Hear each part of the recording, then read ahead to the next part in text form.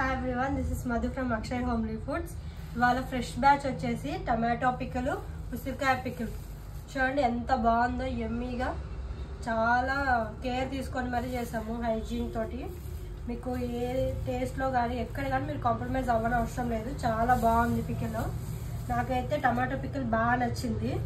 అలాగే ఇంకా ఫ్రెష్ బ్యాచ్లో స్నాక్స్లో బూందీ వచ్చింది, బూందీ మిక్చరు.